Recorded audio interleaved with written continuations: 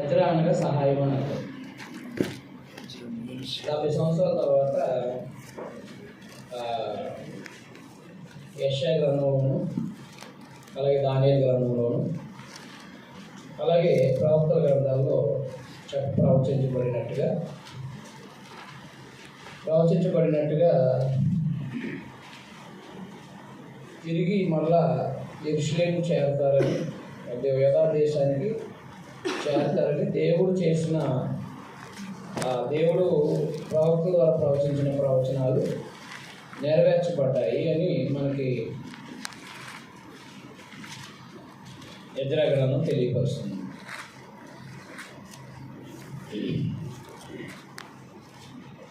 Ezra గ్రంథం 1వ అధ్యాయంలో 1వ వచనము,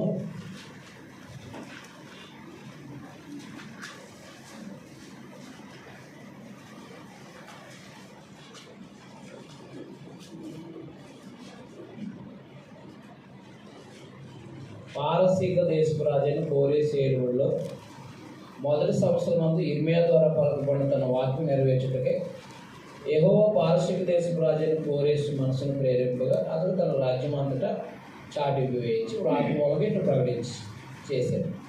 పారసీక దేశ రాజైన కోరేషు ఆజ్ఞాపించిందేమనగా, ఆకాశమందలి దేవుడిని యెహోవా లోకమందున సకల జనులను నా వశం చేసి యూదా దేశమందున యెరూషలేములో తమ మందిరం కట్టించమని నాకు ఆజ్ఞ ఇచ్చున్నాడు.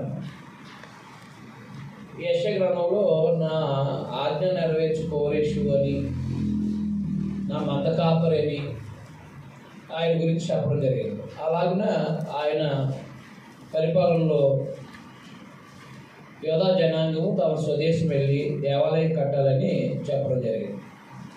అప్పుడు 2వ అధ్యాయం 1వ వచనంలో, బబులోను రాజా నెబుకద్నెజరు చేత బబులోను దేశానికి చెరగలను తీసుకొని పోబడిన వారికి ఆ దేశమందు పుట్టి చెరలో విడిపింపబడే యెరూషలేమునకు యూదా దేశమునకు తమ తమ పట్టణములకు పోవునట్లుగా సెలవు పొంది జెరుబ్బయలు, యెహోషువ, నెహెమ్యా, సెరాయా, రేయలియా, మొర్దెకై, బిల్షాను, మిస్సెరేతు, బిగ్వైర్, రెహూము, బయాన అను వారితో కూడా వచ్చిన ఇశ్రాయేల్ లెక్క ఇది అది అంటే మొదటిగా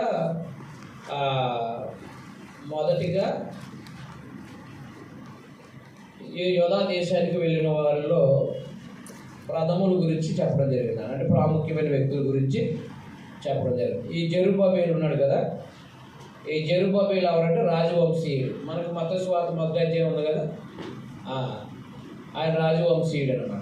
మత్తయి సువార్త 1వ అధ్యాయము రాజుల వంశావళిలో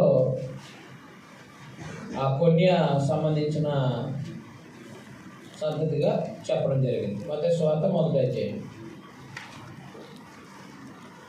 బబులోనుకు వెళ్ళిన తర్వాత అనే మాట ఉండొచ్చు చూడండి.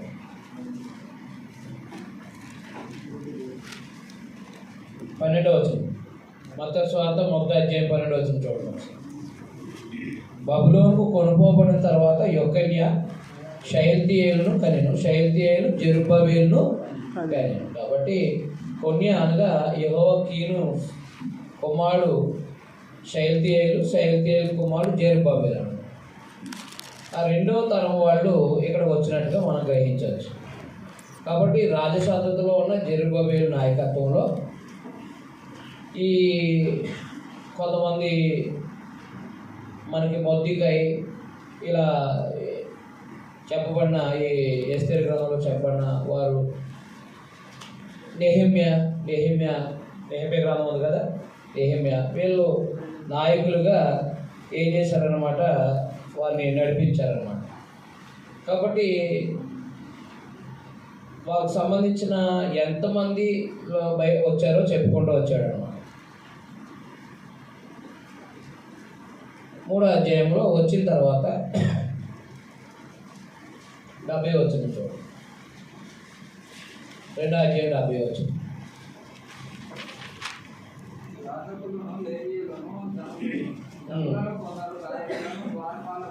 నెగీనీయులు తమ పట్టణాలకు వచ్చి కాపురం చేశారు.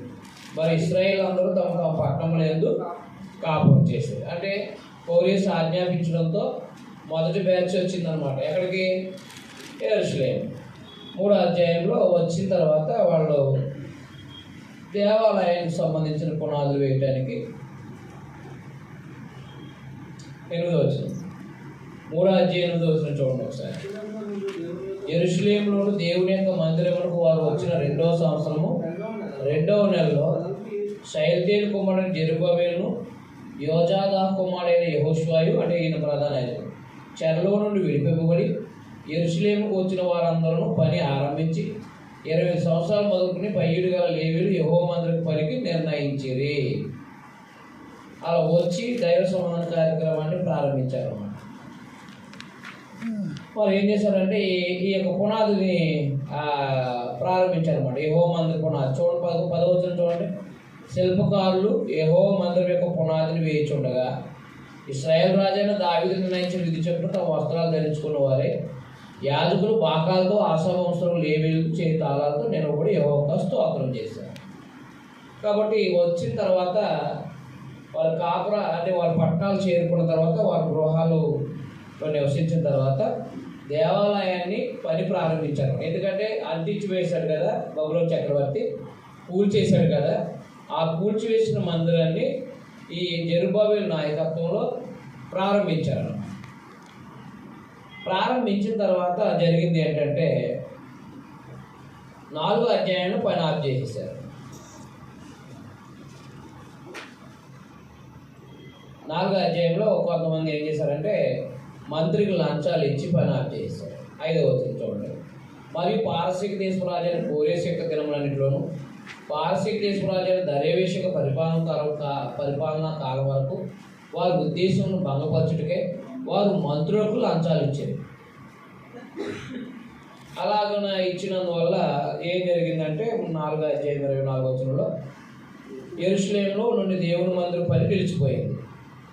యెరూషలేములో దేవుని మందిరం పని అంటే ఆటంకాలు చేశారనమాట. ఎవరు వీళ్ళంటే 4వ అధ్యాయం 1-2 వచనాల్లో ఈ ఇశ్రాయేల్లో మిశ్రిత జనం, ఎవరు అన్ని జనులతో కలిసిపోయిన వాళ్ళు, అంతటా యోధా వంశస్థులు 4వ అధ్యాయం 1వ వచనం. అతను యోధా వంశస్థులకు బెన్యామీనులకు విరోధులైన వారు, చెరనివారణ అయిన వారు ఇశ్రాయేలు దేవుడైన యెహోవాకు ఆలయం కట్టుచున్న సంగతి విని జెరుబ్బాబెలు అందుకు పెద్దల్లో ప్రధానుల వద్దకు వచ్చి, మీరు ఆశ్రయించినట్లు మేమును మీ దేవుని ఆశ్రయించేవారు. ఇతడికి మమ్మల్ని రప్పించిన అశ్షూరు రాజైన ఎసర్హద్దోను యొక్క కాలం మొదలుకుని మేము యెహోవాకు బలులర్పించేవారము, మేమును మీతో కలిసి కట్టిదమని చెప్పారు. అందుకు జెరుబ్బాబెలు యెహోషువ ఇశ్రాయేలు పెద్దల్లో తక్కిన ప్రధానులను, మీరు మాతో కలిసి మా దేవుని మందిరం కట్టుటకు నిమిత్తము లేదు, మేమే కూడుకుని పారసీక రాజైన కోరేషు మాకు ఇచ్చిన ఆజ్ఞ ప్రకారం ఇశ్రాయేల్ దేవుడిని యెహోవా మందిరం కట్టుదమని వారితో చెప్పారు. అప్పుడు వాళ్ళ మంత్రులు లంచాలు ఇచ్చేసి ఎవరు ఇశ్రాయేల్ మిశ్రిత జనం, సమరీలు అంటారు కదా, ఆ ఇశ్రాయేల్ మిశ్రిత జనము ఏం చేశారంటే మంత్రులు లంచాలు ఇచ్చి దేవాలయం పైన ఆఫ్ చేసేసారు. అప్పుడు దేవుడు వాళ్ళని అంటే ఈ పని ఆఫ్ చేయడంతో వీళ్ళ పని పాఠం అనేసి వీళ్ళ సొంత పనుల మీద వెళ్ళిపోయారు. ఎవరు పని ఆగిపోయింది కదా అని చెప్పేసి మళ్ళీ సొంత పనుల మీదకి వెళ్ళిపోయారు.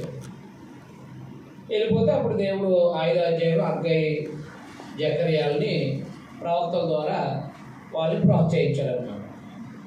5వ అధ్యాయం 1వ వచనం. ప్రవక్తలను హగ్గయి, ఇద్దో కుమారుని జకర్యాయు యోధా దేశమందు యెరూషలేము ఉన్న యూదులకు ఇశ్రాయేలు దేవుడైన యెహోవా నామాన్ని ప్రకటింపగా షయల్తీయేలు కుమారుడైన జెరుబ్బాబెలు యోధా కుమారుడైన యెహోషువలు లేచి యెరూషలేము దేవుని మందిరాన్ని కట్టన ఆరంభించారు. అంటే ఇప్పుడు వాళ్ళు ఏం ప్రోత్సహించారో, ఏం సందేశం ప్రజలకు చెప్పారో మనం హగ్గయి, జకర్యా గ్రంథాలు చదివితే ఏమవుతుంది? అర్థమవుతుంది. అర్థమైందా అర్థమలేదా? జకర్యా హగ్గయిలు వచ్చి దేవుని సందేశాలు ప్రజల్ని పనులు మానేసి, అంటే దేవాలయ పనులు ఆగిపోయింది కదా, మంత్రులకి లంచాలు ఇచ్చి ఆపేశారు. ఆగిపోయింది కాబట్టి ఆ పని నిర్లక్ష్య పెట్టేసి, దేవాలయ పని నిర్లక్ష్య పెట్టేసి వీళ్ళు ఏం చేస్తారంటే సొంత పనుల మీద ఉండిపోయారంట. సొంత పనుల మీద ఉండిపోతే సరంబి వేసిన ఇంట్లో దేవాలయ పని ఆగిపోయి ఉండగా సరంబి వేసిన ఇంట్లో నివసించడా మీకు ఇది న్యాయమా? కాబట్టి మీరు భోజనం చేస్తున్నారు కానీ అన్నం అంటే కడుపు నిండలేదు, దుప్పటి కప్పుకున్నారు కానీ చలిగా ఆగట్లేదు. అర్థమైందా? సంపాదిస్తున్నారు కానీ సంచులో పడిపోయినట్టుగా మీ సంపాదన అయిపోతుంది. ఆలోచన చేయండి ఒకసారి మీ ప్రవర్తన కోసం. ఎందుకు ఇలా జరుగుతుందంటే దేవాలయ పని నిర్లక్ష్య పెట్టినందువల్ల మీ యొక్క పనుల్లో మీకు తృప్తి లేదు అని చెప్పాడు అనమాట అక్కయ్య. అర్థమైనా అర్థమలేదు. అప్పుడు మరి ఏం చేయాలి? సమస్య అర్థమైనప్పుడు మార్చుకోవాలి వద్దా? మార్చుకున్నాను. జకరియా వచ్చి దేవుడు మనకు తోడుగా ఉన్నాడు అని చెప్పి జకరియా ఏం చేశాడంటే వాళ్ళ దర్శనాల ద్వారా కొన్ని దేవుడు మన పక్షంగా ఉన్నాడు అర్థమైందా. కాబట్టి మనల్ని శిక్షించినట్టు వాళ్ళని దేవుడు వాళ్ళని శిక్షించి ఏర్పాటు చేశాడు. దేవుడు మన పక్షంగా ఉన్నాడు. కాబట్టి కొలతలు, దేవాలయ కొలతలు ప్రారంభించండి, పని ప్రారంభించండి అని చెప్పేసి ఆయన దర్శనాల ద్వారా దేవుడు మనకు తోడుగా ఉన్నాడనే దర్శనాలు చాలా దర్శనాల్లో వివరించుకుంటూ వచ్చాడు. అర్థమైనా అర్థమలేదు. అప్పుడు మరలా వీళ్ళు పనిని ప్రారంభించారన్నమాట. అలా పని ప్రారంభించబడి ఎజ్రా రాకముందే పని పూర్తి అయిపోయింది. 6వ అధ్యాయము 15వ వచనం ఒకటి. 6వ అధ్యాయం 15వ వచనం చూడండి ఒకసారి. రాజైన దర్యావేషు ఏలుబడేందు 6వ సంవత్సరం మందు ఆదారు నెల 3వ నాటికి మందిరము సమాప్తి చేయబడేను అన్నమాట. అంటే మళ్ళీ లెటర్ రాశారు. లెటర్ రాస్తే అప్పుడు రాజు దాన్ని స్పందించి జరిగించారు. ఈ మధ్యలో ఎస్తేరు చరిత్ర అయిపోయింది. దేవాలయం కట్ట తర్వాత ఏం జరిగింది? ఎస్తేరు చరిత్ర అయిపోయింది. అర్థహస్త ఉన్నాడు కదా, దర్యావేష అర్థహస్తాలు పారసిక దేశం రాజు ఆజ్ఞ చెప్పిన పని సమాప్తి చేశారని ఉంది కదా. ఏది 14వ వచనంలో చూడండి. అక్కడ 14వ వచనం చూడండి ఒకసారి.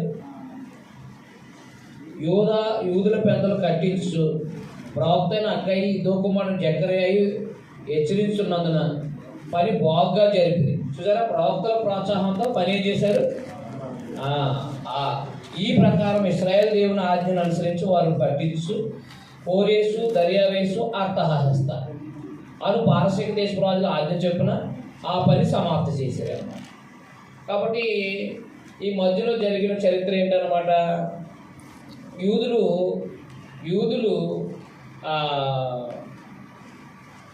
రెండో బ్యాచ్ రాకముందు జరిగిన చరిత్ర ఏంటంటే ఎస్తేరు గ్రంథం.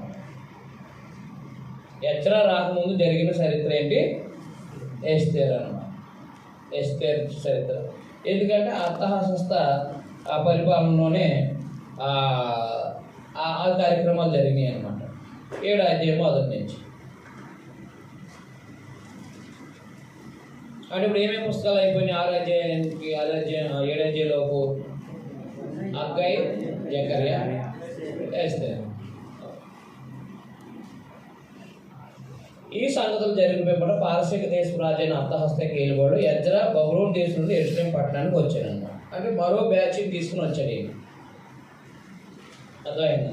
మరో బ్యాచ్ అంటే రెండవ బ్యాచ్ కొంతమంది అనమాట వచ్చారన్నమాట. ఆయన నాయకత్వంలో వచ్చి ధర్మశాస్త్ర సంబంధమైన సందేశాన్ని వినిపించి ప్రజల్ని ఎలక్ట్ చేశారన్నమాట. అర్థమైందా?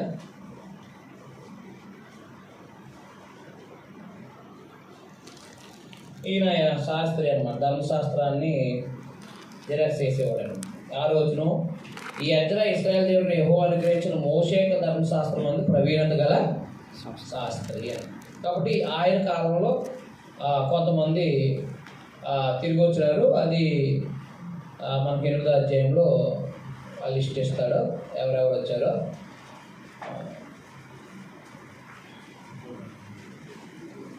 వచ్చిన తర్వాత వారిని 10వ అధ్యాయంలో 18వ వచనంలో యాజకుల వంశంలో అన్య స్త్రీలు పెళ్లి చేసుకొని ఉన్నట్టు కనబడిన వారు ఎవరైనా. అంటే బబులోను నుంచి చెరను తిరిగి వచ్చినప్పటికీ కొంతమంది అన్యజనులు వివాహం చేసుకుని ఉన్నారు, పిల్లలు కనేసి ఉన్నారు. వీళ్ళందరినీ కూడా 10 చూడండి, 10 సరి చేశారనమాట. ధర్మశాస్త్రం వినిపించి ధర్మశాస్త్ర ప్రకారంగా వీళ్ళని కరెక్షన్ చేశాడనమాట. అప్పుడు యాజకులని ఎజ్రా లేచి వార్త ఎట్లా, మీరు ఆజ్ఞని మీరు అన్ని స్త్రీలను పెళ్లి చేసుకుని ఇశ్రాయేలు అపరాధమును ఎక్కువగా చేసింది. కాబట్టి మీ పితరులకు దేవుడిని యెహోవా ఎదుట మీ పాపాలను ఒప్పుకొని ఆయన చిత్తానుసారంగా నడుచుకోవడానికి సిద్ధపడి దేశపు జనులు అన్ని స్త్రీలను విసర్జించి మిమ్మల్ని మీరు ప్రత్యేకపరచుకుని ఉండండి అన్నాడు. అదేనా అంటే అన్య స్త్రీలు చేసుకున్న స్త్రీలు వదిలేయండి అని ప్రజల్ని ధర్మశాస్త్రం వినిపించారా? పండుగలు ప్రారంభించారా? ధర్మశాస్త్రం వినిపించి పండుగలు ప్రారంభించి ఈ యొక్క అపవిత్ర సంబంధమైన జనాంగాన్ని ఏం చేశారనమాట రిలీజారనమాట. ఎవరు? ఎజ్రా. అది నెహెమ్యా కూడా ఉన్నాడు ఆ కాలంలో. అప్పుడు తర్వాత నెహెమ్యా వచ్చాడనమాట. ఎవరు?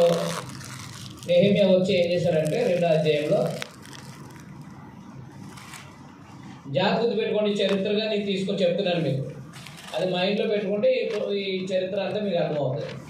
ఆ తర్వాత ఎజ్రా తర్వాత కొన్నాళ్ళకి మళ్ళా 3వ బ్యాచ్ 2వ అధ్యాయంలో ఆయన ప్రార్థన చేసి యెరూషలేము గోడలు అవన్నీ కూడా పాడైపోయి ఉన్నాయని చెప్పేసి యూదులు ఆయనకు వర్తమానం తెచ్చారు. చూడండి మొదటి అధ్యాయం 2వ అధ్యాయం తర్వాత చదువు. మొదటి అధ్యాయం చూడండి. నా సహోదరులు 2వ వచనం, నా సహోదరుల్లో హనానీయుడు ఒకరును యూదుల్లో కొందరు వచ్చింది. చెరపట్టబడిన శాసనంలో తప్పించుకున్న యూదులను గూర్చి యెరూషలేము గూర్చి నేను వారు అడగగా, వారు చెరపట్టబడిన వాళ్ళు చేయించిన వారు ఆ దేశంలో బహుశ్రమను ఎందరో పొందుతున్నారు. మరియు యెరూషలేము యొక్క ప్రాకారాలు పడద్రోయబడింది, దాని గుమ్మాలు అగ్ని చేత కాల్చబడివని నాతో చెప్పారు. ఈ మాటలు నేను విన్నప్పుడు నేను కూర్చుండి ఏడ్చుకోవడం దినాల దుఃఖంతో ఉపవాసం ఉండి ఆకాశమండల దేవుని ఎదురు విజ్ఞాపనం చేసిందని అన్నాడు. అదే మొదటి అధ్యాయం 2వ వచనం 2-3 వచనాలు. 2వ అధ్యాయం నెహెమ్యా గ్రంథం. అర్థమైందా? మళ్ళా అంటే ఇప్పుడు దేవాలయం కట్టేసారు, అయిపోయిందా? అప్పుడు యెరూషలేము గోడలు కట్టాలి. అర్థమైందా? అంటే దేవాలయం కట్టిన తర్వాత ఎజ్రా వచ్చి ఏం చేశాడు? ధర్మశాస్త్రం చెప్పాడు. అవునా? ధర్మశాస్త్రం చెప్పిన తర్వాత ప్రజలు అన్ని స్త్రీలు వివాహాలు చేసుకుంటే వాళ్ళు వెలిగించారు. ఆ తర్వాత నెహెమ్యా, అది అంతకుముందే నెహెమ్యా కూడా వచ్చి ఏం చేశాడనమాట, ఈ గోడల గురించి విని రాజుని పర్మిషన్ అడిగి ఆయన వచ్చాడనమాట, యెరూషలేముకి వచ్చాడు. 2వ అధ్యాయము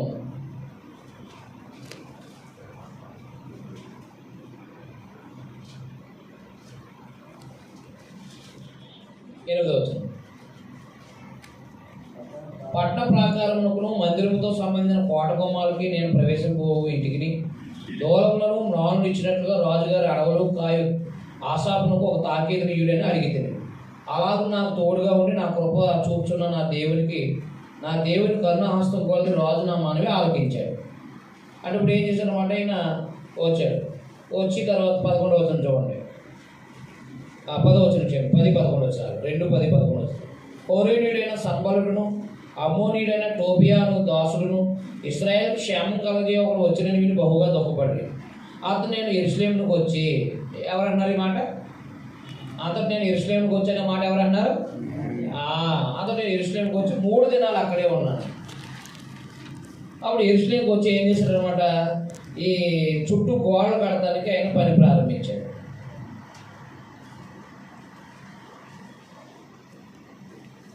మూడో అధ్యాయం మొదలు వచ్చింది. ప్రధాన యాజకుడైన ఎల్యాషీబు అతని సహోదరులైన యాజకులను లేచి గొర్రెల కొమ్మును కట్టి ప్రతిష్ఠించి తలుపులు నిలిపారు. ఈ గోడ కడుతున్నప్పుడు వీళ్ళకి సమస్యలు వచ్చినాయి. 4వ అధ్యాయం. మేము గోడ కట్టుచున్న సమాచారం విని సన్బలుటను మిగిలి కోపించిన అవుతులే యూదులను ఎగతాళి సోమరుడు తల్లి వారి ఎదుట తన స్నేహితులు ఎదుట ఇట్లనే. కాబట్టి అక్కడ గోడ కట్టడానికి ఆటంకాలు వచ్చినాయి. మొత్తం మీద పని 6వ అధ్యాయంతో పని పూర్తి అయిపోయింది. 6వ అధ్యాయంతో పని ఏమైంది చూడండి. అక్కడ 15వ వచనం, 6వ అధ్యాయం 10వ వచనం. నేను చెప్తున్న ప్రతి వచనం అండర్లైన్ చేయండి. అర్థమైందా? మీకు ఆ చరిత్ర అర్థమవుతుంది. ఈ ప్రకారం ఏలూరు మాసమున 25వ దినమందు అనగా 52 దినాలకు ప్రాకారాలు కట్టుట సమాప్తమాయెను. అంటే గోడలు అంటే చుట్టూ యెరూషలేము చుట్టూ గోడలు నిర్మాణం అయిపోయినాయి అనమాట కొన్ని సంవత్సరాలకి.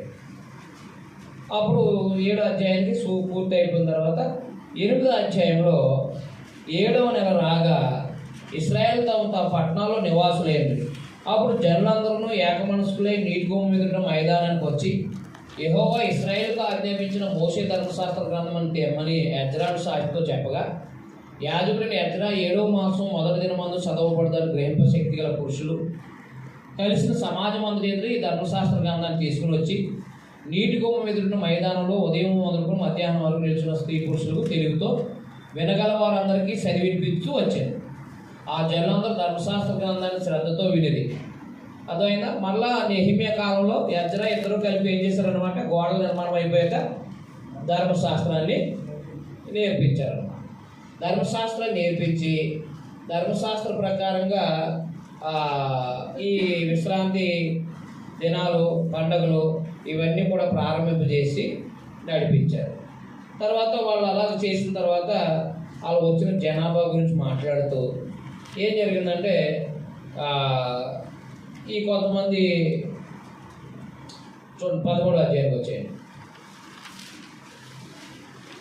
తిరిగి వచ్చిన తర్వాత ఏమేం జరిగినాయి అదవుతుందా? తిరిగి వచ్చిన తర్వాత చరిత్ర ఏం జరిగింది?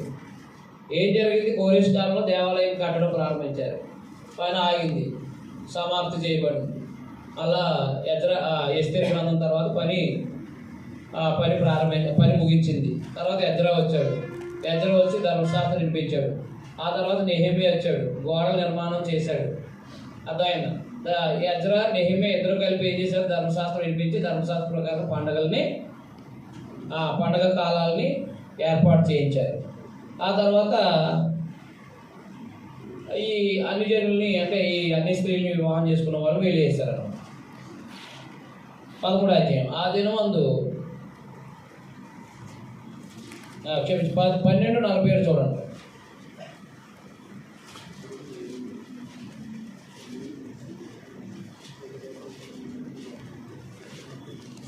12:47 నెహెమ్యా గ్రంథం.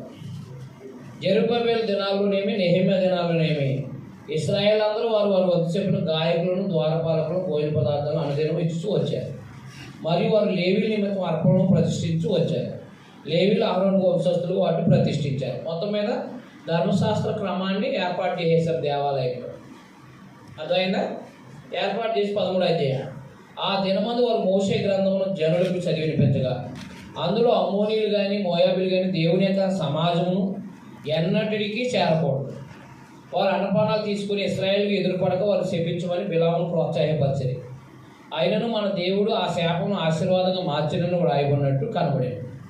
కాగా జనులు ధర్మశాస్త్రం విన్నప్పుడు మిశ్ర జన సమూహమును ఇశ్రాయేలుని వెలివేసిరి. అండర్లైన్ చేయండి.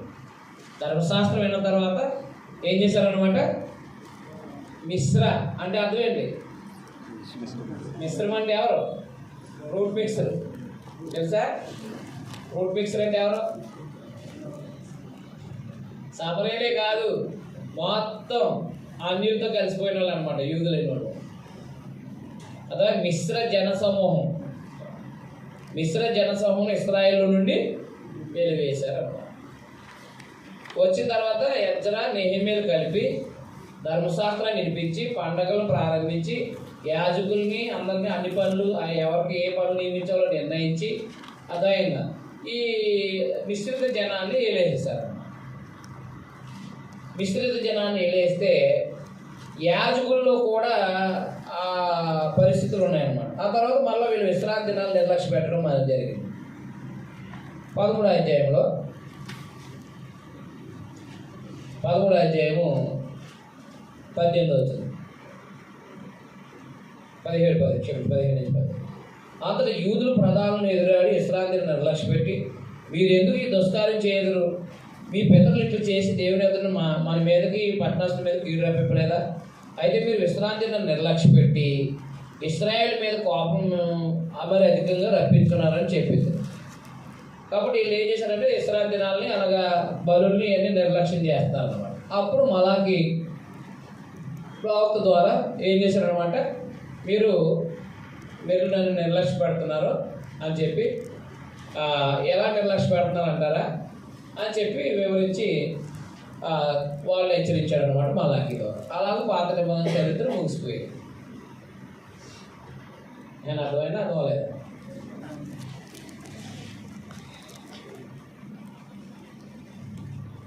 చెడ నుండి తిరిగి వచ్చిన తర్వాత జరిగిన సందర్భాలు అన్నమాట ఇవన్నీ కూడా.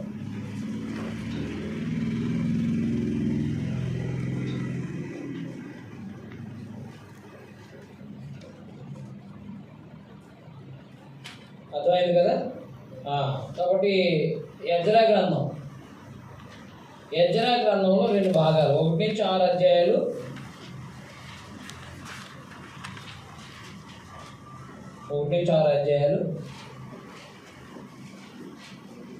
బబులోను నుండి తిరిగి వచ్చిన తర్వాత జెరుబ్బయలు నాయకత్వంలో దేవాలయం నిర్మించుట.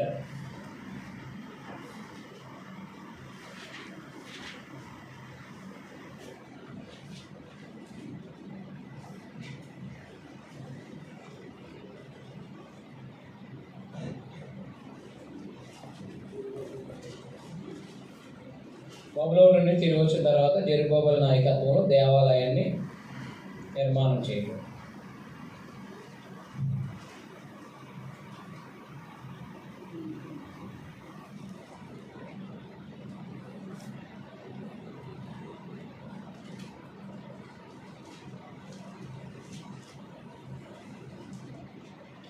తర్వాత 7వ అధ్యాయం నుంచి 10వ అధ్యాయం వరకు యెజ్రా నాయకత్వంలో ధర్మశాస్త్రాన్ని వినిపించి యెజ్రా నాయకత్వంలో తిరిగి వచ్చిన ప్రజలు యెజ్రా నాయకత్వంలో తిరిగి వచ్చిన ప్రజలు యెజ్రా నాయకత్వంలో తిరిగి వచ్చిన ప్రజలు యెజ్రా నాయకత్వంలో తిరిగి వచ్చిన ప్రజలకు ధర్మశాస్త్రాన్ని వినిపించి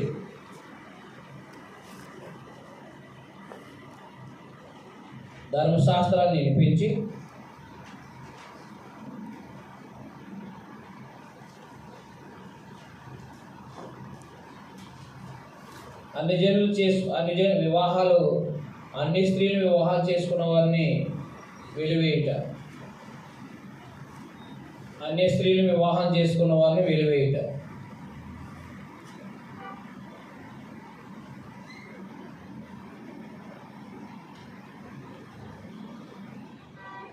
అంటే 2 భాగాలు అన్నమాట.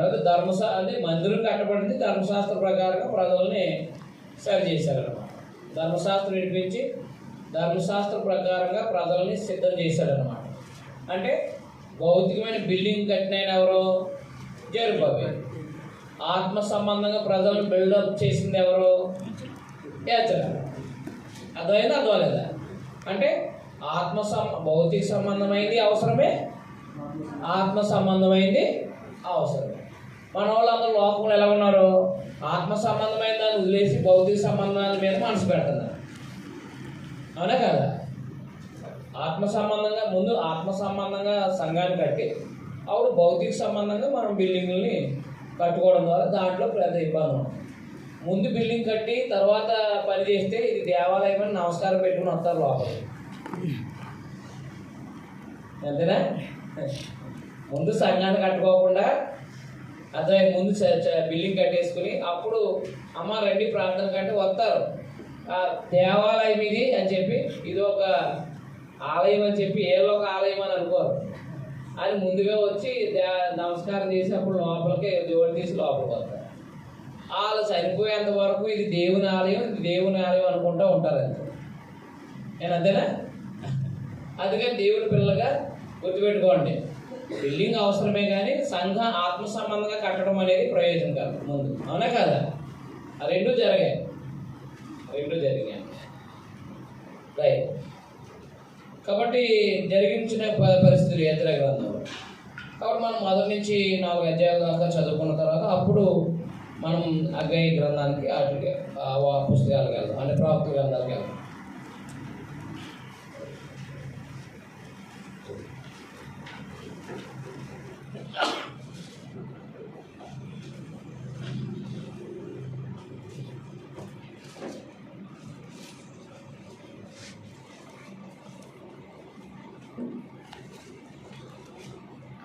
మొదటి అధ్యాయం నుంచి చదవాలి.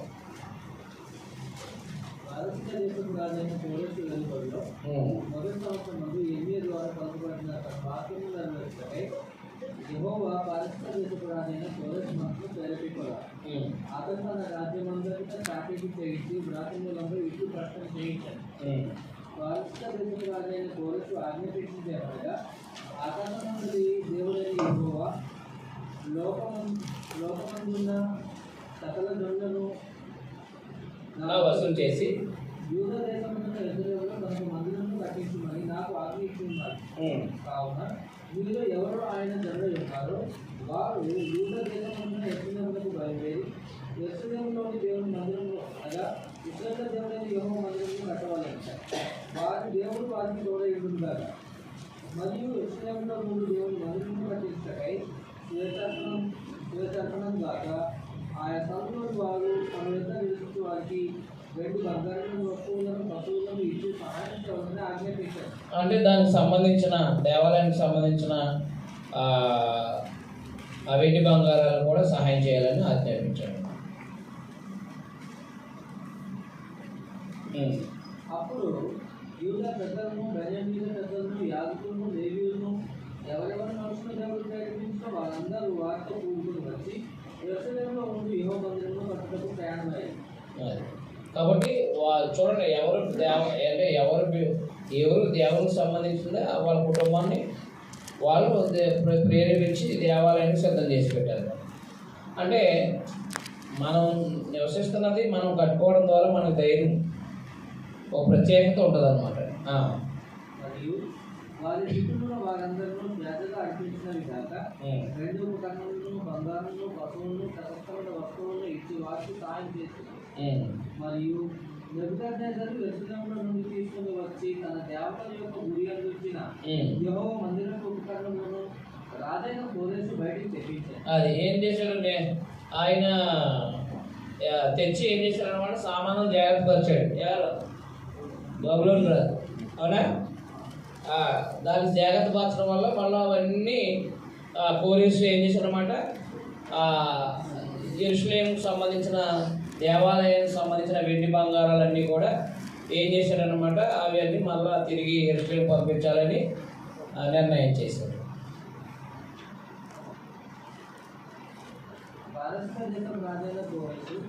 తన ప్రధానకారుడైన మిత్రుదాసు ద్వారా వాటిని బయటకు తెప్పించి లెక్క చేయించి యూదులకు అధిపతియకు షేష్బజ్జరు చేతికి అప్పగించారు. యూదుల అధిపతి షేష్బజ్జరు అంటే జెరుబ్బబెల్ అన్నమాట. వాటి యొక్క లెక్క 30 బంగారపు పళ్ళెలను, 1000 వెండి పళ్ళెలను, 29 కత్తులను, 30 బంగారు గిన్నెలను, 410 వెండితో చేసిన 2వ రకమైన గిన్నెలను మరియు ఇతరమైన ఉపకరణములను 1000 అయి ఉండాలి. బంగారు వస్తువులను, వెండి వస్తువులను అన్ని 5400. షేష్బజ్జరు బబులోను చెర నుండి విడిపింపబడిన వారితో కూడా కలిసి వీటన్నిటినీ యెరూషలేముకు తీసుకుని వచ్చారు. అది మొదటి అధ్యాయంలో కోరేసు ఆజ్ఞతో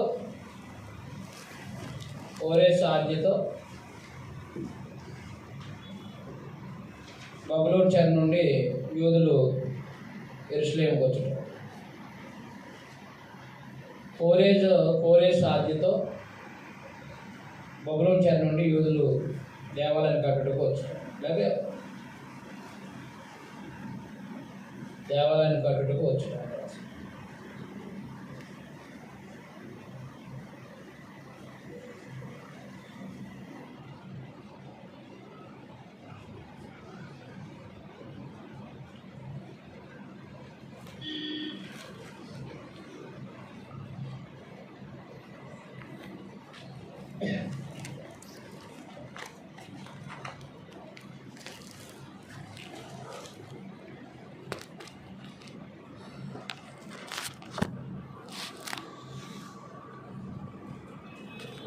రెండో అధ్యాయంలో వచ్చిన లిస్ట్ అన్నమాట.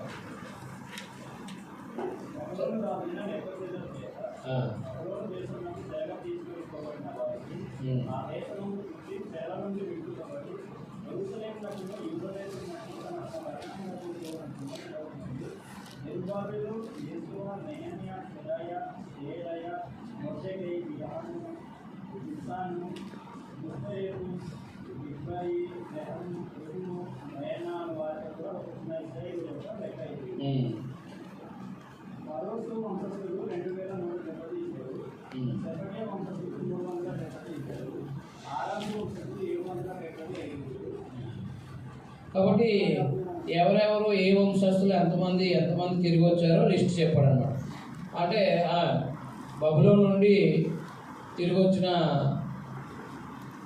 జాబితాలు రాయింది.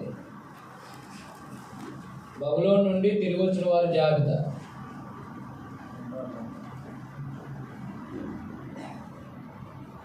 రెండో అధ్యాయం అంతా కూడా బబులోను నుంచి తిరిగి వచ్చిన వారి జాబితా. ఇక్కడ నుంచి 63 నుంచి చదవండి. మరియు పార్శ్వధికారి ఊరిమును తుమ్మెమును ధరించుకున్న యాజకుడు యాకోబు ఇష్టమైన వస్తువులను ఊరిపోకూడదని వారికి ఆజ్ఞాపించారు. చూడండి అక్కడ, మరియు పారసీకుల అధికారి ఊరిమును తుమ్మెమును ధరించుకోగల ఒక యాజకుడు ఏర్పడే వరకు మీరు ప్రతిష్ఠితమైన వస్తువులను భుజింపకూడదని వారితో ఆజ్ఞాపించారు. సమాజం యొక్క లెక్క మొత్తం 42,000 అండర్లైన్ చేయాలి. సమాజం లెక్క మొత్తము 42,360 మంది అయ్యారు.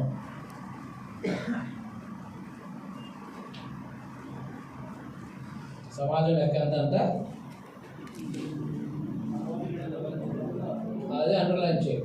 తిరిగి వచ్చిన జాబితా వాళ్ళ వంశస్థులు ఎవరో మనకు తెలియదు కదా. యోధా జనాంగం బబులోను చెర నుండి తిరిగి వచ్చారు. దేవుడు ఆజ్ఞాపించినట్టుగా ప్రవక్తల గ్రంథాలు చెప్పబడినట్టుగా 70 సంవత్సరాల తర్వాత మిమ్మల్ని తిరిగి తీసుకొస్తానని, అలాగే ఎండిన ఎముకల లోయతో చూపించి మళ్ళీ వారిని బ్రతికించి మళ్ళీ సమాధుల్లో తిరిగి రప్పించి ఇశ్రాయేలు పునరుద్ధరిస్తానని, ఇలా ఎన్నో ప్రవచనాలు ఉన్నాయి. ఆ ప్రవచనాలన్నీ యెజ్రా గ్రంథం మొదటి అధ్యాయంలో నెరవేర్చబడినవి. అర్థమైందా? ఇర్మియా ప్రవచించిన, యెషయా ప్రవచించిన, మీకా ప్రవచన, ఎవరు ప్రవచించిన ప్రవక్తలందరూ ప్రవచించిన రీతిగా చెర అనుభవించిన తర్వాత ఆ ప్రవచింపబడిన ప్రవచనాలన్నీ కూడా నెరవేర్చబడ్డాయి. ఇప్పుడు మనం నిన్న దానియేలు గ్రంథం 9వ అధ్యాయంలో చదివాం కదా, యెరూషలేము కట్టబడుతుందని. ఇప్పుడు నెరవేర్చబడుతున్నాం. యెరూషలేము ఏమవుతుంది? నెరవేర్చబడుతుంది. కట్టబడడం నెరవేర్చబడు. అది ముందుగానే ఆయన చూపించాడు. చదవండి 4:5 వచ్చింది.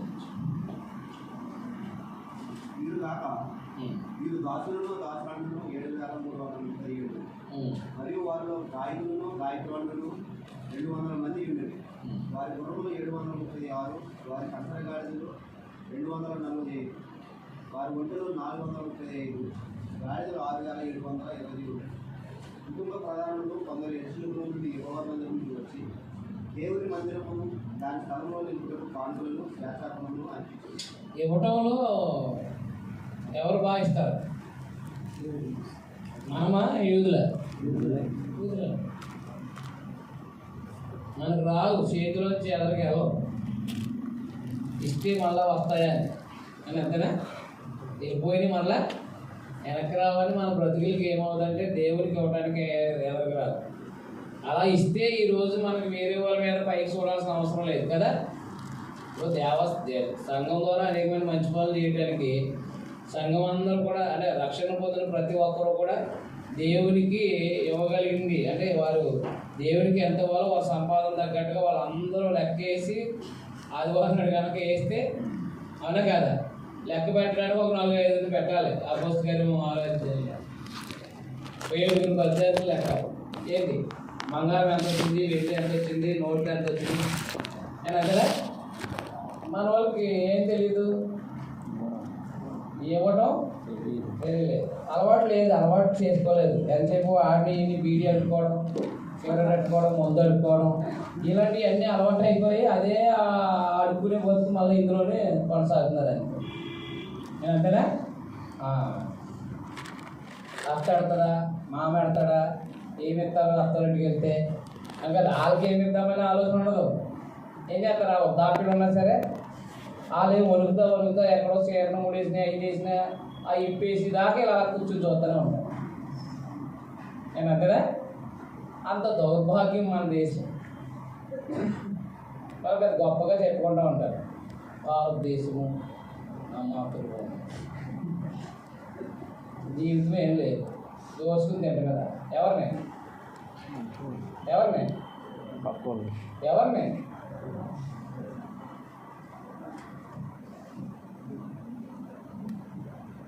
అదో అయినా అర్థం అవట్లేదా? అర్థమవుతుంది. కాబట్టి మనకు అలవాటు అయిపోయింది. ఇంకా మనకు అలవాటు అయిపోయినప్పుడు ఏం చేద్దామంటే చేసి ఆపడం అలవాటు అయిపోయింది. దేవుని పిల్లలుగా దేవునికి ఇవ్వటం అనేది యూజ్ తగినది. పుదీనాలో 10 గంటలు, సోపులో కొన్ని, జీలకర్రలో కొంత తీస్తారా మనోళ్ళు? వాళ్ళు తీస్తారులే, అదే చెప్తుండే. వాళ్ళు ఎప్పుడు దేవునికి ఇవ్వడంలో వెనక చేయరు యోధా జనాలు. ఎందుకంటే ఇస్రాయేల్లో కానాన్ దేశంలో వదిలిందని వాళ్ళు పాలు తేలు ప్రవహించి దేశాన్ని అనుభవించేటప్పటికి దేవుడికి ఎలాగ ఇవ్వాలో అలా ఇచ్చేసేవారు అంతే. అందుకనే మందిరంలో ఎక్కువగా ధననిధులు ఉండేవి. వెండి బంగారాలతో లోపల అంతా కూడా అలంకరించుకున్నారంటే దేశం అంతా ఆలోచించేది. దేవుడే నేర్పించాడు ఇవ్వటం అనేది. ఎవరు నేర్పించారు? ప్రతి 10% దేవుడికి ఇవ్వాలని దేవుడు నేర్పాడు. ఆ దేవుడు నేర్పిన దానికి కట్టుబడ్డారనమాట. కట్టుబడి ఇవ్వటం. మనమైతే ఇచ్చి మనం పొగడాలి ఎవరో ఒకరు. అందరు 10 ఏళ్ళు ఇస్తే ఏమవ్వాలి? మనల్ని పొగడాలి. లేదా సేవకుని ఇక్కడ అవునా కదా? మనకు అలవాటు అనమాట. ఎప్పుడు జంగమూలని తీసుకొచ్చి ఏం చేస్తాం? 10 రూపాయలు ఇచ్చి 10 గంటలు పోగొడించుకుని ఉన్నారా లేదా? అది అలవాటు అయిపోయి మనకి డబ్బులు ఇస్తే ఇంకా నా మాట చెప్తలేదు అనుకోండి ప్రసంగం అంటే ఏమంటాం. నేను ఆరాధన ముందే 10 ఏళ్ళకి వచ్చి చేతిలో పెట్టాను కదా ఈ సేవకుడికి, పాటలు అయితే చెప్పలేదు, ప్రసంగం అవుతుంది కనీసం ప్రసంగంలో కూడా మాట్లాడలేదు అని చెప్పేసి చూస్తూ ఉంటాడు అంతే. ఇక వాక్యం ఏంటో అంటే అలా పొగుడుతున్నది వచ్చేటప్పటికి అబ్బా అని లేపుతూ ఉంటాడు అనమాట. అయితే కనీసం మళ్ళీ అలా చెప్పేసి వదిలేయకూడదు. మళ్ళీ ఆయన్ని పొగుడుతూ ఉండాలన్నమాట. వాక్యం కంటే ఎక్కువ పొగుడుతూ ఉండాలి. అప్పుడు కొంచెం మనసు అమ్మాయ అనిపిస్తుంది. ఇది ఎప్పుడు ఇది జీవితం పాతే. అదే ఇది సేవకులు అనబడే అంటే సేవకుల చేత పొగిడించుకోవాలనే ఆలోచన అనమాట. నేను ఎవరిని పోగండి ఇంకేమైనా పోతే పోనీ ఎవరంతే. అర్థమైందా? ఇచ్చే వాళ్ళని పోగడు, ఇవ్వలేని వాళ్ళని పోగడు. పొగడాల్సిన అవసరం అని చెప్పండి. చేయాల్సిన పనే చేస్తున్నాం. ఏ పని చేస్తాం మనం? చేయాల్సిన పని చేస్తాం. ఇవ్వాల్సిందే ఇస్తాం. ఇవ్వాల్సిన దానికంటే తక్కువ ఇస్తాం. పొగటం ఎందుకు? పొగటం కూడా దండకెళ్ళి అయినా కదా. మసాకుల వాళ్ళు మాత్రం వాళ్ళు జంగమూలు 2 అది. వాళ్ళందరూ కూడా జంగమూలు జిరాక్స్ వాళ్ళు. సేమ్ ఇంకా క్వాలిటీస్ వాళ్ళకి వచ్చేసినాయి అనమాట. అందుకని ఒక్కొక్కరిని పొగిడితే ప్రసంగం కన్నా ఎక్కువ పొగుడుతాయి.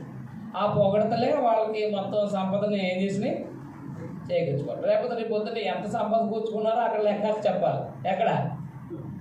అదనమాట. ఇక్కడ ఎంత సంపాదన కూర్చుకుంటారో ఎక్కడ చెప్పాలి? దేవుని దగ్గర. దేవుని దగ్గర లెక్కలు సరిగ్గా చెప్పకపోతే సరేనైనా లెక్కలు సరిగ్గా చెప్పలేని వాడు ఒకటి ఉంది దారి, అది దాని అంటే పోతే సరిపోతుంది. చాలా ఈజీ. అందువల్ల ఈ లోక సంబంధమైన ఆలోచన విధానాలతో చూస్తున్నాం. కానీ ఎవరి కుటుంబం అంటే ఎవరి కుటుంబం వాళ్ళ ఇల్లు ఎలా కట్టుకుంటున్నారో, రక్షణ పొందిన వాళ్ళందరూ కూడా, రక్షించబడిన వాళ్ళందరూ కూడా వాళ్ళ యొక్క సమాజంలో కూడుకోవడానికి వాళ్ళు కట్టుకోవాలి. సువార్తలు కడితే హాయిగా ఫ్యాన్లు వేయించుకుని కూర్చుందాం, కింద నిద్రపోదాం అంటే కుదరదు. అలా ఉందా లేదా? కట్టించి లోపల వచ్చి కూర్చుని బాగుందండి, చాలా బాగుంది, రాడ్ ఎలా ఎక్కడ వేసారు, ఎక్కడి నుంచి తెచ్చారు అంటారు అనమాట. మీరు ఒక 50 లీటర్ రాడ్ వేయించండి అబ్బాయి అక్కడ బాగు చచ్చిపోతున్నాను అనమాట. నేను అవునా కాదా? కరెంటు చేయించండి అంటే అదే అంతా సేవకుడు. అప్పు చేయాలా, గొప్ప చేయాలి అంతే. కాబట్టి సేవకుడు అక్కడ దేవాలయ భౌతిక బిల్డింగ్లు కట్టడం అది అవ్వదు. అందరూ ప్రోత్సాహం ఉండాలి. ఓ స్థలం కొనాలి, క్రీస్తు సంఘం పేరున్నది, దాని మీద మళ్ళీ బిల్డింగ్ కట్టుకోవడానికి ఆలోచన చేయాలి. ఎలా చేయాలి? ఒకసారి చేద్దాం అనుకోకూడదు. జంగమోళ్ళలాగా అదే ఎవరల్లో తోతాపూర్లో ఏం లేదు, రేపు పొద్దున్న అమ్మ నాన్న గుడిసేద్దామని పొద్దున్నే అదే నైట్ మందు తాగినప్పుడు అనుకుంటారంట. అలాగే కొంతమంది మనం ఎలాగైనా బిల్డింగ్ కట్టాలని అంటూ ఉంటారు సహోదరులు కూడా కదా. మనం ఏమంటారు? బిల్డింగ్ కట్టాలంటే ముందు తలకుండాలి కదా. అందుకని కనీసం నెలకొచ్చి ఒక 500, 1000 రూపాయలు స్థలానికి పోగు చేద్దాం, ఓ 10 సంవత్సరాలకి 10 లక్షలు అవుతుంది, అప్పుడు కొందాం అని కదా. ఒక్కసారిగా కొందాం, లక్షలు ఎక్కడెత్తారు. అందుకని మన వాళ్ళు ఏం చేస్తారంటే బిల్డింగ్ కట్టాలని ఏదైనా సరే అంటారనమాట. అనేసి ఏం చేస్తారంటే ఉదయాన్నే మర్చిపోయి ఎవరి పనులు వెళ్ళిపోతారు. ఎవరు తోత పోరట్టుకుని వాళ్ళు వెళ్ళిపోతారు కదా. ఆ టైప్ అనమాట. ఆ టైప్ అయిపోయింది అన్నమాట. బిల్డింగ్ కట్టాలనే ఆలోచన ఎప్పుడు చేయాలంటే ఎప్పుడైతే బిల్డింగ్ కట్టాలనే ఆలోచన వచ్చిందో అప్పటి నుంచి రూపాయి పోగేస్తే ఎక్కడో చోట ఒక బ్యాంకులో వేసుకుంటూ ఉంటే అప్పుడు కొద్దిగా అయిన తర్వాత స్థలం కొనుక్కోవడం, ఆ స్థలం తర్వాత మళ్ళీ దానికి సంబంధించి బిల్డింగ్కి సంబంధించి కట్టుకుంటే ఎవరి ఇల్లు వాళ్ళు కట్టుకుంటే ధైర్యంగా ఉంటుంది. అవునా కదా? ఈ గోడ నేను కట్టించామనుకోండి, దీని మీద జారపడితే నాకు ధైర్యం ఉంటుంది. అవునా కాదా? ఈ బల్ల కొనిస్తే ఈ బల్ల ఓకే నేను దేవుని పనులు అని ధైర్యం ఉన్నాను కదా. ఎవరో కట్టిన దాని మీద నేను నుంచుంటే ఎలా ఉంటుంది? ఇంకొకరి కర్ర మీద నేను నుంచుంటే ఎలా ఉంటుంది? బాధగా ఉంటుందా? ఉండదా? అలాగని పరిశుద్ధులు సహాయం తీసుకోకూడదని కాదు, మనవంతు మనం కష్టపడితే ఇప్పుడు చూడండి, ప్రభుత్వం ద్వారా కొంత ఇచ్చారా ఇవ్వలేదా?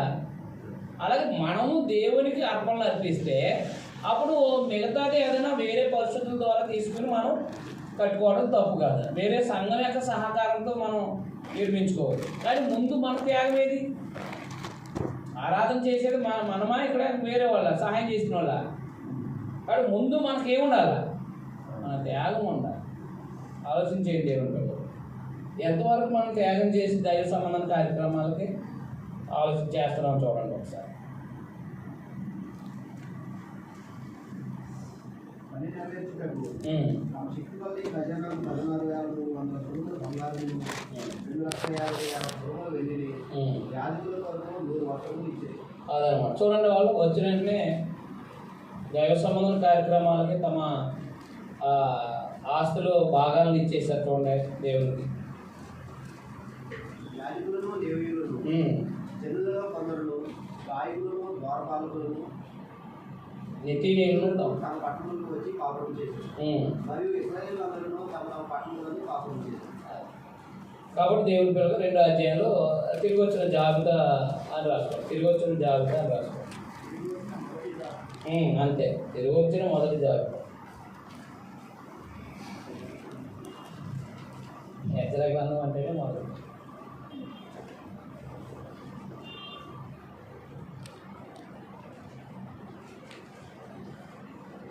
లిస్ట్ అనకూడదు. లిస్ట్ అంటే మళ్ళీ ఇంగ్లీష్లో కాదు, జాబితా అంటే తెలుగు. అదే మొదటి లిస్టు అని అనుకోవడం. సగం తెలుగు సగం ఇంగ్లీష్ రాసుకోకూడదు. అయితే తెలుగు, లేకపోతే కంప్లీట్గా రిటర్న్ టు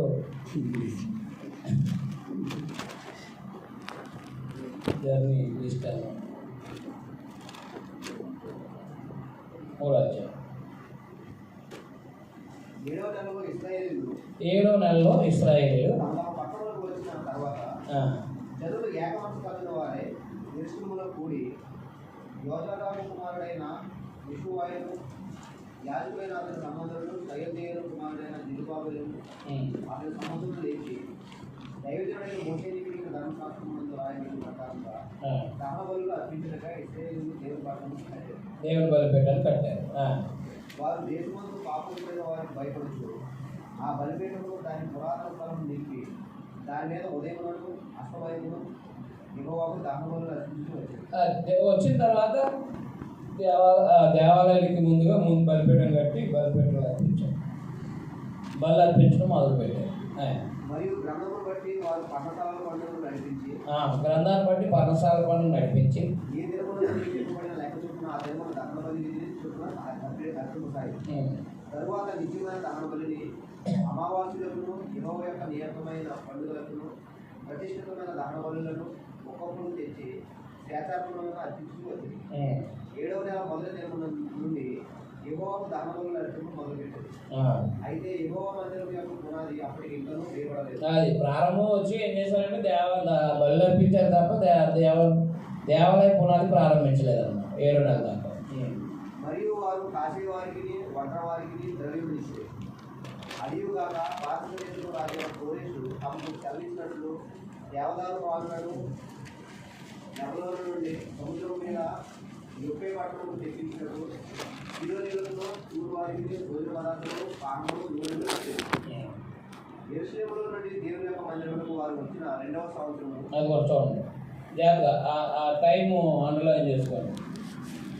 ఆ సమయం యెరూషలేము నుండి దేవుని యొక్క మందిరానికి వారు వచ్చిన 2వ సంవత్సరము 2వ నెలలో షయల్తీయేలు కుమారుడు జెరుబ్బయలు యోజాదా కుమారుడైన యెహోషువయు చెరలో నుండి విడిపడి యెరూషలేమునకు వచ్చిన వారందరూ పని ఆరంభించి 20 సంవత్సరాలు మొదలుకొని 10 ఏళ్ళు గల లేవీయులను యెహోవా మందిరపు పనికి నిర్ణయించారు. 2 సంవత్సరాల తర్వాత పని ప్రారంభించారు. వచ్చిన 2వ సంవత్సరం 2 నెలల్లో పని ప్రారంభించారు. ఏది దేవ మందిరం యొక్క పనికి నిర్ణయించారు. 9వ వచనం. యెషూవయు అతని కుమారులను అతని సహోదరులను కత్రీయేలును అతని కుమారులను హోదావ్య కుమారులను ఏనాదాలు కుమారులను వారి కుమారులను లేవీయులైన వారి బంధువులను దేవుని మందిరంలో పనివారి చేత పనిచేయించుటకు నియమింపబడి శిల్పాకారులు యెహోవా మందిరం యొక్క పునాదిని వేయుచుండగా ఇశ్రాయేలు రాజైన దావీదు నిర్ణయించిన విధి చొప్పున తమ వస్త్రములు ధరించుకున్న వారే యాజకులు పాకాలతోనూ ఆశాపు వంశులకు లేవీయులు చేయు కాలములతోనూ నిలువబడి యెహోవాకు స్తోత్రం చేశారు. వీరు వంతు చొప్పున కూడి యెహోవా దయాళుడు ఇశ్రాయేలు విషయమై ఆయన కొరకు నిరంతరం నిలిచినని పాడుచు యెహోవాను స్తుతించారు. అలాగే ఇశ్రాయేలు విషయమై ఆయన కృప నిరంతరం నిలిచినని పాడుచు యెహోవాను స్తుతించారు. మరియు యెహోవా మందిరం యొక్క పునాది వేయబడి చూచి జనులందరూ గొప్ప శబ్దంతో యెహోవాకు స్తోత్రం చేశారు. పునాది వేయబడ్డం చూసి ఆనందపడ్డారు. ఎందుకంటే మరి పడిపోయిన మందిరాన్ని మళ్ళీ తిరిగి కట్టడంలో ఆనందం ఉంటుంది. అయితే చెర నుండి తిరిగి వచ్చి మళ్ళా పూర్వం ఉన్నారు కదా, పూర్వపు దేవాలయం అంటే సొలొమోను కట్టిన దేవాలయం చూసి చిన్నప్పుడు యెరూషలేము యూదులు మనకి బబులోను చెరలోకి వెళ్ళి తిరిగి వచ్చారు చూసారు దాంట్లో వాళ్ళు మాత్రం ఏడ్చారనమాట. వీళ్ళకి ఆనందం వేసింది, మన దేవుని మందిరం కట్టుకుంటున్నామని. ఎవరికి? అక్కడ చెరలో పుట్టి పెరిగి పెద్దది ఇక్కడ వచ్చిన వాళ్ళకి. కానీ చెరకెళ్ళేటప్పుడు వయసు చూడండి, 10 సంవత్సరాలు అలా ఆ వయసు జరిగినట్టు వాళ్ళు దేవాలయాన్ని చూసి చెరలోకి వెళ్ళారు చూసారా, ఆ 70-80 సంవత్సరాలు తిరిగి వచ్చి ఉంటారు కదా, వాళ్ళకు మాత్రం ఏం చేశారో చూడండి.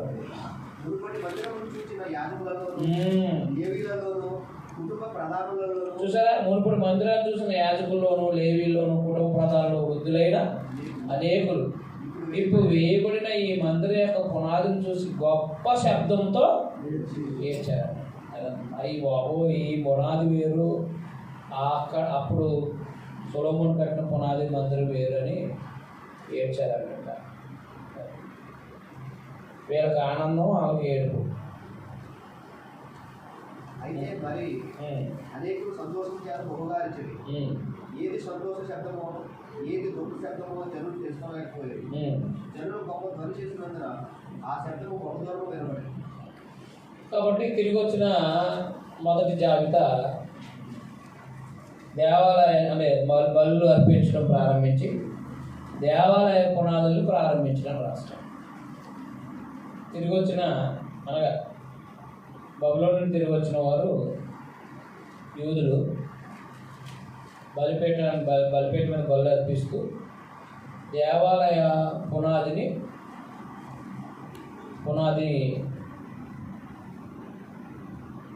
దేవాలయ పని ఇలా దేవాలయం కట్టుటకు ప్రారంభించడం రాసుకున్నాం. దేవాలయ పని పట్టుటకు ప్రారంభించడం.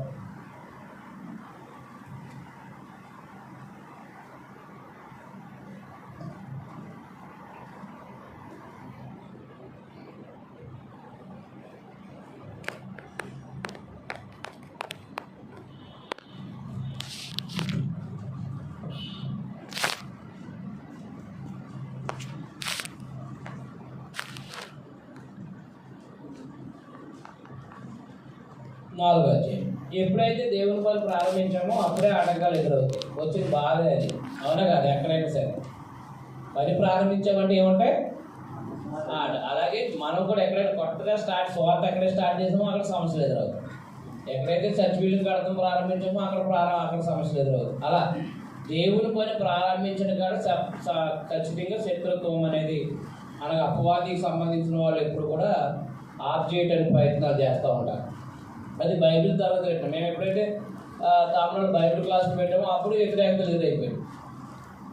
మాకు అసలు మనశ్శాంతి లేకుండా చేసి పడేశారు. 3 నెలలు ఏడేసి పడేశారు. ఏదేమైనప్పటికీ దేవుని పని కాబట్టి దాన్ని ఎవరో ఆపలేకపోయారు. అంతే కదా, దేవుని పని కాబట్టి ఎవరో ఆపలేకపోయారు. అందువలన దేవుని పని ఆఫ్ చేయడానికి ప్రయత్నాలు చేస్తున్నప్పుడు మనం నిలబడి ఆ పనిని కొనసాగించేటట్టుగా మనం ప్రయత్నం చేయగలిగితే మనల్ని ప్రోత్సహించగలిగిన దేవుడు సర్వశక్తిమంతుడు. మనం ప్రోత్సహించగలిగిన దేవుడు ఎవరు అని గుర్తించుకుని పని ఆగిపోవడం చూసి నిరుత్సాహపడిపోకుండా మనం ఎప్పుడూ ముందుకు సాగాలని మనకి 4-5 అధ్యాయాలు చెప్తున్నాయి. పనికి ఎప్పుడు వ్యతిరేకతలు ఉంటాయి. 4 అధ్యాయాలు విరోధులైన వాడు చర్య 10 గోత్రాల్లో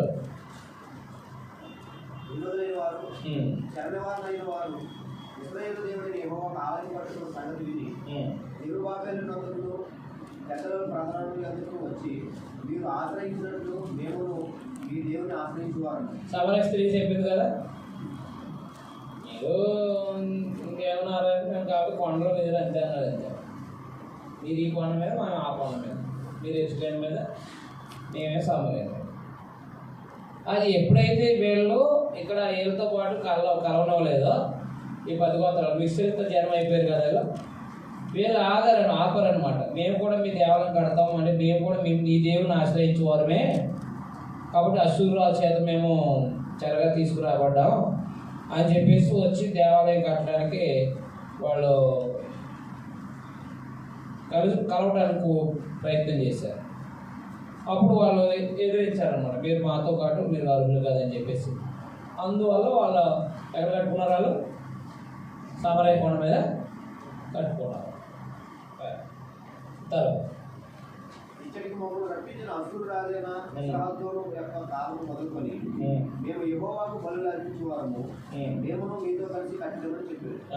అందుకు జెరుబ్బాబెలును యెషూవాయు ఇశ్రాయేలు పెద్దలను తక్కిన ప్రధానులను మీరు మాతో కలిసి మా దేవునికి మందిరం కట్టడం నిమిత్తము లేదు, మేమే కూడుకొని పార్శ్వ దేశపు రాజైన కోరేసి మాకిచ్చిన ఆజ్ఞ ప్రకారము ఇశ్రాయేలు దేవుడైన యెహోవాకు మందిరం కట్టుదని వారితో చెప్పారు. దేశపు జనులు యోధా వంశీకులకు ఇబ్బంది కలిగజేసి చూడండి, ఎప్పుడైతే వాళ్ళు కలుపుకోలేదో అందువల్ల ఎప్పుడైతే ఇప్పుడు మనం కూడా దైవ చిత్తానుసారం బ్రతకలేనటువంటి వాళ్ళు కలుపుకోలేనప్పుడు వాళ్ళు మనకు వ్యతిరేకులు అయిపోతారు. వాక్య విరుద్ధమైన వాళ్ళని సహవాసం చేయకుండా ఎప్పుడైతే ఆఫ్ చేసామో వాళ్ళు మన శత్రువులు అయినప్పటికీ నష్టమేం లేదు, దేవుని చిత్త ప్రకారం మనం సాగాలి. దేశపు జనులు యోధా వంశీకులకు ఇబ్బంది కలిగజేసి పట్టుచున్న వారిని బాధపరిచింది. మరియు పార్శ్వ దేశం రాజైన కోరేషు యొక్క జన్మలన్నింటిలోనూ పార్శ్వ దేశం రాజైన దర్యావేషు యొక్క పరిపాలన కాలం వరకు వారి ఉద్దేశంలో భంగపరిచేటికై వారి మంత్రులకు లంచం ఇచ్చింది. అదనమాట, ఇది దేవాలయం పైన ఆబ్జెక్టివ్ వరకు ఎవరెవరైతే అధికారులుగా ఉన్నారో మంత్రులు ఉన్నారో ఆ మంత్రులందరూ కూడా ఏం చేస్తారంటే అయ్యా పని ఆఫ్ చేయమని చెప్పండి అని చెప్పేసి లంచాలు ఇచ్చారు. దేవాలయం పైన ఆఫ్ చేయడానికి ప్రయత్నం చేశారు. అప్పుడు అలాగే లంచాలు ఇవ్వడం వల్ల ఆఫ్ చేయని కంగారు పడకుండా ఇంకా అది నేను చెప్తారు కదా, లంచం తిన్నవాడు ఏం చెప్తాడు, అదే లంచం తిన్నవాడు ఏం చెప్తాడు, పని చేయండి అంటాడా, పని ఆఫ్ చేయండి, ఆ పైనుంచి ఆజ్ఞ వచ్చింది మళ్ళీ కడుతుంది కానీ మేము చెప్పినప్పుడు కడదామని చెప్పేసి ఆపేశారు. ఏ పని ఎప్పుడైతే ప్రారంభించడం ఆపేశారో ఏమో వేరే మామూలుగా సొంత పనుల మీదకి వెళ్ళిపోయారు. మరియు ఆశ్చర్య ఆరంభించినప్పుడు వారు యోధా దేశంలో గురించి యెరూషలేము పట్టణపు వారిని గురించి ఉత్తరం రాసి వారి మీద తప్పు మోపారు. పోలీస్ తర్వాత అహస్వేరోషు పరిపాలనలో తప్పు మోపారు. అర్తహషస్త యొక్క జన్మలలో ఇస్లామును దిగ్విజయులను తాబేలును వారి పక్షముగా ఉన్న తగ్గిన వారిను పార్శ్వ దేశపు రాజైన అర్తహషస్తకు ఉత్తరం రాసి పంపింది. ఆ ఉత్తరము సిరియా భాషలో రాయబడి సిరియా భాషలోనే తాత్పర్యం చేయబడింది. మరియు మంత్రి రెహూమును లేఖకుడకు షిమాయిను ఈ ప్రకారంగా యెరూషలేము సంగతి గురించి ఉత్తరము రాసి రాజైన అర్తహషస్తకు పంపింది. అతని మంత్రి రెహూమును లేఖకుడకు షిమాయియు వారి పక్షముగా ఉన్న తగ్గిన వారైన వినాయులను అపర్స తాత్వికులను తాత్వేలాయులను అపర్సాయులను ఆర్కేవాయులను బబులోను వారును శోషానాకులను దేహావీయులను జలామీయులను బలులను శ్రేష్ఠులైన నది యువకులను రప్పించి శుభ్రోని పట్టణములందును నది అవతలనున్న ప్రదేశమందును ఉంచిన తగ్గిన జనములను నది అవతలనున్న తగ్గిన వారిని ఒకరు ఒకరు కాదు. వీరు రాజైన అర్థావస్థలు వారి పంపించిన ఉత్తరము నకలు. నది యువతలను తాము దాసులమైన మేము రాజైన తమకు తెలియజేయగా తమ సన్నిధి నుండి మా యుద్ధకు వచ్చిన యూదులు యెరూషలేముకు వచ్చి తిరుగుబాటు చేసిన ఈ చెడు పట్టణమును కట్టుచున్నారు. వారు దాని ప్రకారం నిలిపి దాని పునాదులను మరమ్మతులు చేయుచున్నారు. కావున రాజువైన తమకు తెలియజేయవలసిందేమనగా ఈ పట్టణమును కట్టి దాని ప్రాకారం నింపు పెట్టి ఎడల వారు శిష్టు కానీ సొమ్ము కానీ పన్ను కానీ ఇవ్వకుందరు. అప్పుడు రాజులకు రావాల్సిన పైకి నష్టము. చూసారా ఏం రాస్తున్నారు? ఇలా తిరుగుబాటుదారులు ఏమీ వచ్చిన తర్వాత పన్ను ఏం కట్టరు అని చెప్పేసి వాళ్ళకు వ్యతిరేకంగా రాజుకు లెటర్ రాస్తున్నారు.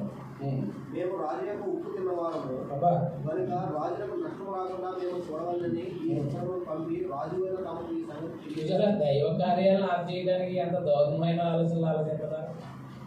మంచి పని చేయడానికి ఆలోచించరు నేను కదా.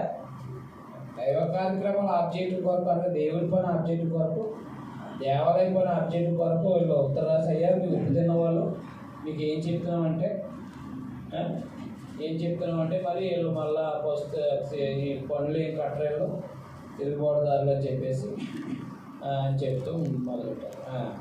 మరియు తమ పూర్వీకులు రాయించిన రాజ్యం దస్తావేజులు చూసిన ఎడల ఈ పట్టణము వారు తిరుగుబాటు చేయవారు గాను, రాజులకు దేశములకు హాని చేయవారు గాను, కలహకారులు గాను కనబడుతున్నారు. నిజమే. మరి పాపం చేసిన బతుకులు బట్టి ఎలా కనపడతారు వీళ్ళు? అలాగే కనపడతారు. దస్తావేజులో రాస్తారు కదా ఏ దేశం వాళ్ళు ఎలా ఎందుకు వచ్చారని. అవును కదా? నిజమే. దస్తావేజులు చూస్తే ఈ పట్టణం వారు తిరుగుబాటు చేయవారు గారు. మరి తిరుగుబాటు చేశాడు కదా సిద్కియా. బబులోను రాజు మీద ఏం చేశాడు? తిరుగుబాటు చేశాడు. ఆ తిరుగుబాటు చేసినందుకే అది అంటించి పడేశాడు దాన్ని. అందువల్లనే ఈ పట్టణం నాశనం పొందినయు రాజ్యపు దస్తావేజుల వల్లనే తమకు తెలియవచ్చు. అబ్బా రుజువు పెట్టారు. మంచి రుజువు పాతదే అదాయంగా పాత రుజువు పెట్టారు. కానీ వీళ్ళేమో మార్పు రోజున ప్రజలేదు. అంటే మధ్య అంతా వదిలిపోయింది. అక్కడ తారు అంతా అడుగులు ఉంది కదా భక్తిహీనత. ఆ బబులోను అనే మంటలో పెట్టేటప్పుడు ఏమైంది? వదిలిపోయి శుద్ధి వచ్చారు వీళ్ళు. శుద్ధి వచ్చినట్టు పాత జీవితాన్ని చెప్తున్నాడు వీళ్ళు. అదాయంగా పాత జీవితానికి సంబంధించిన విషయాలు చెప్పుకోతున్నారు. మరి అలా అయితే కదా నమ్ముతారు.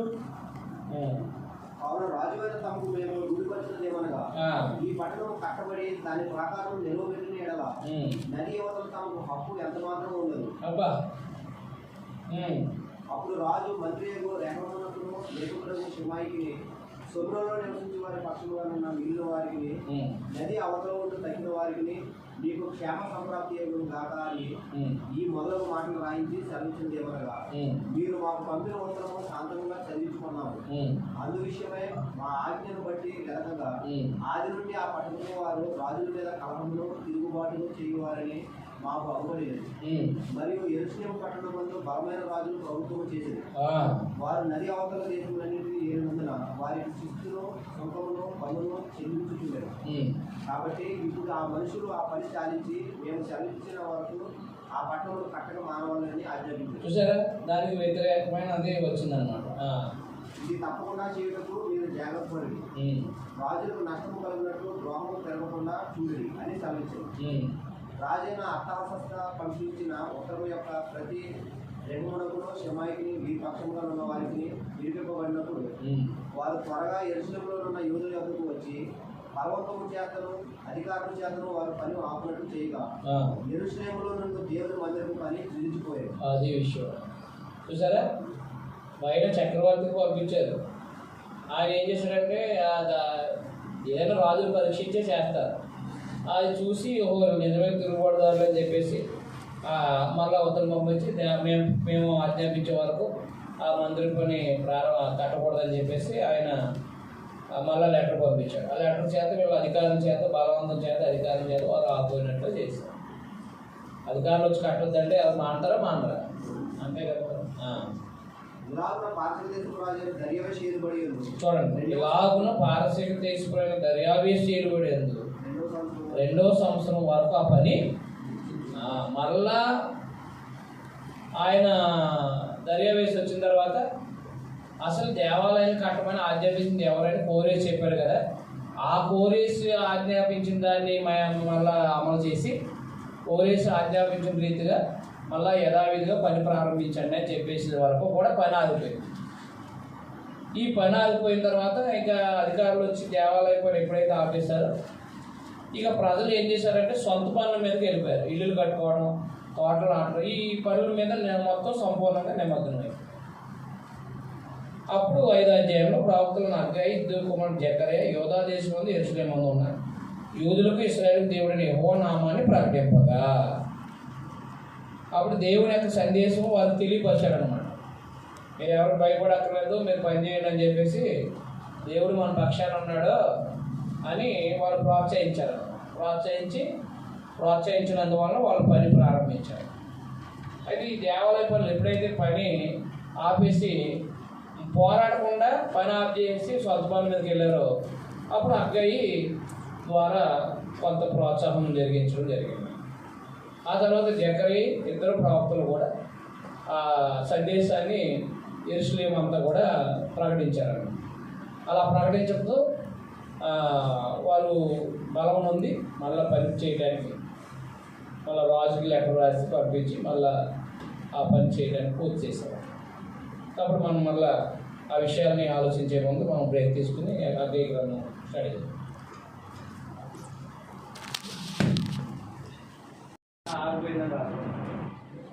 దేవాలయ పని సమరయులు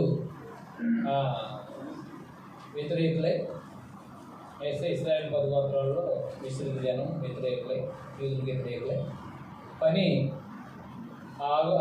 దేవాలయ పని ఆగిపోవడానికి కారణమయ్యేది అని రాస్తుంది.